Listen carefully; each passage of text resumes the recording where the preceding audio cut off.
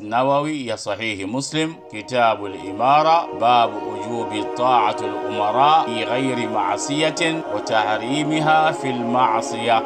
Nadhani ni hadithi nambari 1834 iliyoko katika Sharh an-Nawawi ya Sahih Muslim kitabu al-Imara. Katika mlango huu unaoitwa kitabu al-Imara, ukurasa wa 1189 wa chapa hii ambayo naitumia baada ya kueleza hadithi ya Bwana Mtume ambayo inatoka kwa al-A'raj an Abi Hurairah an an-Nabi صلى الله عليه وآله وسلم قال: من أطاعني فقد أطاع الله ومن يعصيني فقد عصى الله ومن يطع الأمير فقد أطاعني ومن يعصي الأمير فقد عصاني. نعم، في رواية pia iko katika Bukhari, hadithi nambari 2957. Wanasema Imam Nawawi qawluhu hiyo ya Mtume inahusiana na aya atiu Allah wa atiu rasula wa ulil amri minkum. عبد الله بن حذافة أمير السرية قال العلماء: المراد بأولي الأمر من أوجب الله طاعته من الولاة والأمراء. هذا قول جماهير السلف والخلف من المفسرين والفقهاء وغيرهم.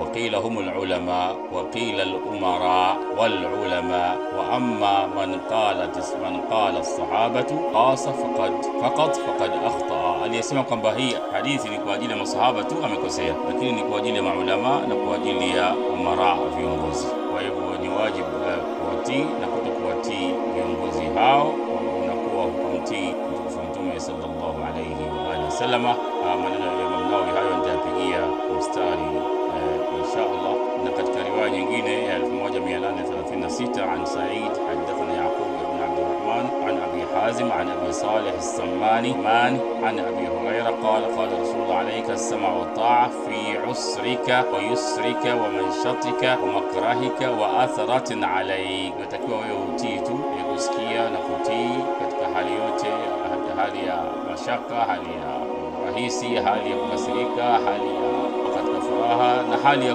hata kudhulumiwa au kutendwa. natakiwa wewe ufanye hivyo. Na alipofanya sharhe ya riwaya hii akasema: qala al-ulama maanahu tajibu ta'atu ulati al-amr, inawajibika kumtii kiongozi fima yashuku wa takrihu, yale mambo magumu na yale ambayo na yakirihi, na wa ghairihi mimma laysa yashuku wa maasi. Fa in kana al-ma'siyatu fala sam'u wala ta'a, ikiwa ni kwa ajili ya maasi hakuna kusikiliza wala kutii, kama sarah bihi